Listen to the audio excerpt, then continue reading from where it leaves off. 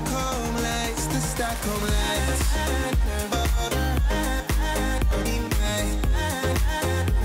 Hello everyone, if you guys are new to this channel, I'm Izzy. I like to make hauls, story times, and everything in between. Today's video is a really special one because it's my first ever collab. I know. I'm so excited and grateful to be collabing with my friend SophiaYunaCheong. Sophia's actually been an online friend of mine for a while. We met through a Facebook group during the summer and we just started talking from there. She's literally super cool, super chill, and I love her. I'm gonna let Sophia introduce herself real quick. Hey friends, thank you so much to Izzy for having me today. My name's SophiaYunaCheong, and if you're into self-help and personal development, please feel free to check out my YouTube channel. I share a lot of my personal stories along with actionable tips on vulnerability and personal development. I'd love to hear and learn more about you, so please feel free to DM me on Instagram as well. Y'all don't understand how grateful I am for this collab because I've been wanting to talk about this topic for a long time, and I've also been wanting to do a collab, so it's like killing two birds with one stone. For today's video, both of us are going to be sharing our experiences with being Asian American. In my case, both of my parents are from the Philippines, and I am a first-generation Filipino American living in New York. My parents left the Philippines and moved to New York City after they graduated college. While I actually don't live in New York City anymore, I lived there for literally like 19 years of my life. Being born and raised in New York City exposed me to so many different cultures. So from a young age, I had a good understanding of not only what diversity really meant, but also what racism really meant.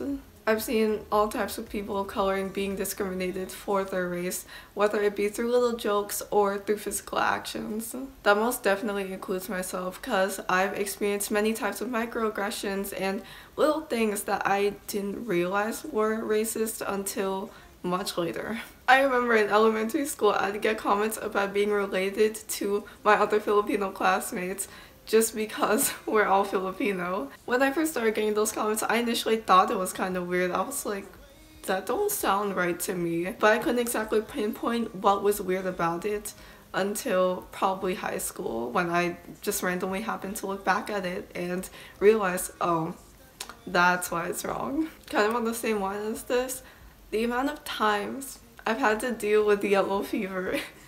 If y'all don't know what yellow fever is, it's basically when non-Asian men essentially fetishize Asian girls and want to date them or do stuff with them simply because they are Asian. I've been the target of yellow fever way more times than I would like. A misconception in the way I've seen people talk about yellow fever is that others tend to misconstrue it as a compliment of sorts.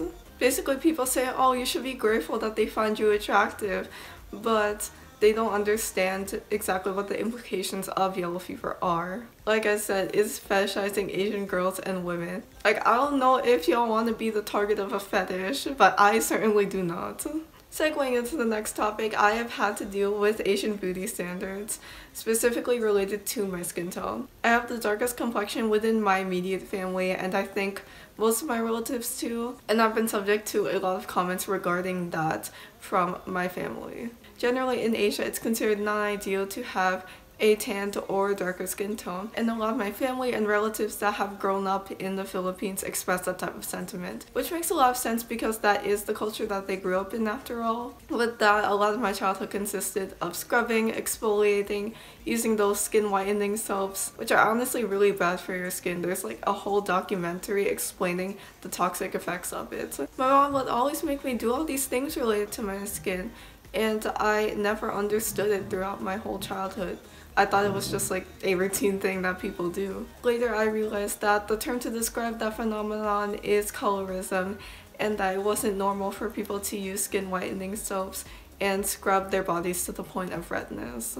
My last topic that I want to touch on is related to traditions and culture in general. To start with language, my parents are fluent in English, so I never really had problems communicating with them. Although I did end up picking up Tagalog in terms of comprehension, I still can't speak it, but I'm more than able to understand when people are speaking in Tagalog. I honestly think it's kind of cool because from the outside, it looks like I don't understand it because I don't speak it, when in reality I do understand it. Like, I see y'all trying to talk shit about me right in front of me.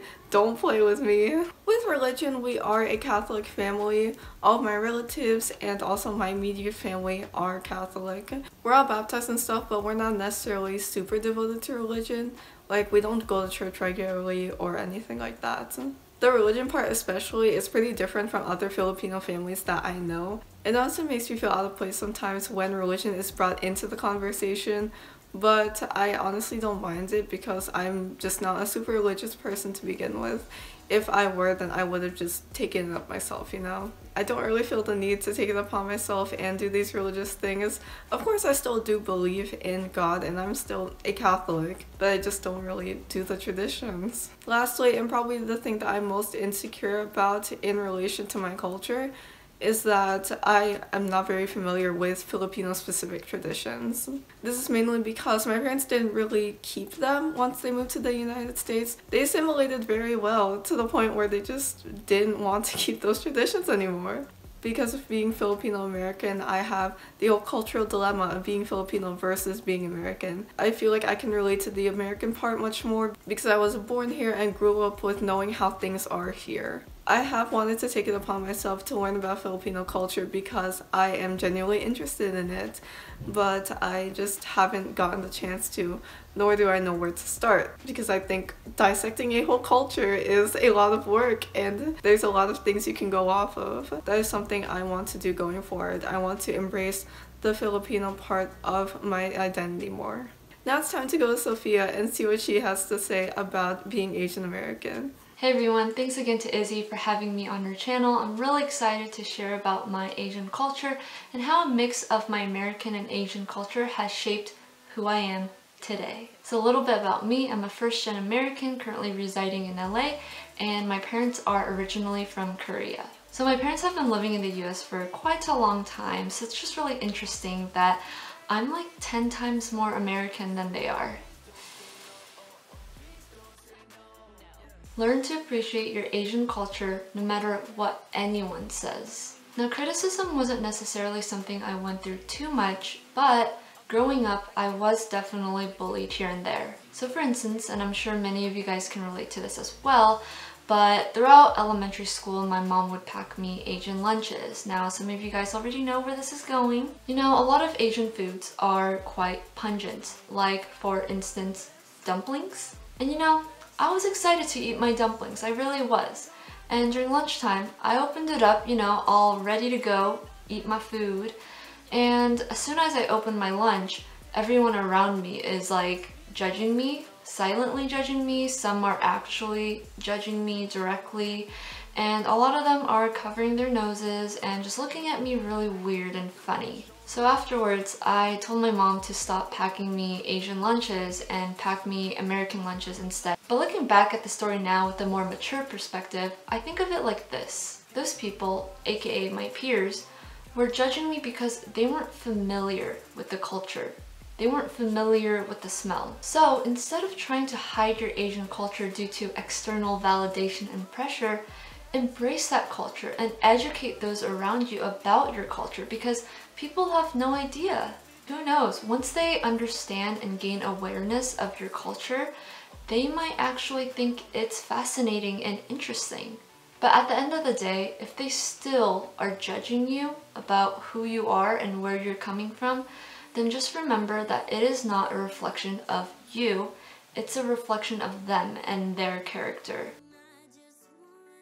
Now, in regards to beauty, I admit I felt a lot of imposter syndrome growing up. Like in Korea, I often felt more beautiful because in Korea, they value more of the paler skin and lighter makeup as what's considered beauty. But here in the US, it's more of the thicker and dark makeup, more of the ABG Asian look, I guess I would say. And you know, the fact of the matter is, I definitely compared myself to other people, and eventually I spent a lot of money buying fake eyelashes and a lot of makeup and tried to pretend like I was someone I wasn't. So then I started to try to wear more revealing clothing because it just seemed like that was what beauty was in the States. But again, it was this never-ending perpetual cycle where I still didn't feel beautiful. But again, similar to what I mentioned in my bullying story, why not embrace your Asian culture? Why not bring your uniqueness, your Asian culture, into your current physical state here in the States. Why try to fit in with a certain stereotype when you have so much to share about your own unique self? I don't need to have a lot of external things to be beautiful. And whether or not you want to have more of the Asian beauty look or the American beauty look is up to you. But when you do make that choice, make sure that that choice is not based on you trying to seek external validation from society. And my last tip for you guys is be more educated about your Asian culture. And the reason why I'm saying this is because oftentimes when I find myself getting into arguments with my parents, it's simply because we have two different perspectives. And why do we have different perspectives? It's rooted in how we grew up culturally. And obviously we grew up very differently culturally. And so our upbringing really shapes who we are today. So in these situations now, I try to lower my ego a bit and try to just take a deep breath and really understand where they're coming from. Why might they have this certain opinion? Why might they have this certain feeling? And you know, at the end of the day, a lot of the things that they say that might rub me the wrong way at first, I'm now understanding that it is their way of showing love to me. It's just a different way of showing love than how I would show love. You trying to understand where they're coming from and their perspective is you understanding their culture. So thank you so much for listening to my story, and I hope that my mindset habits and tips have really helped you in some way. And again, if you're really interested in self-help and personal development, please feel free to check out my channel. So many thanks to Sophia for collabing with me. I literally will not shut up about this collab, but I love you more than words could ever express. And with that, that is the end of the video. I hope y'all enjoyed hearing about our personal experiences as Asian Americans. Both of us have definitely experienced unique types of struggles being Asian American. All in all though, I am most definitely proud of being Filipino American. I would not have wanted it any other way. Thank you so much for watching. If you enjoyed this video, please make sure to show some love. Like, comment, subscribe, do whatever you want.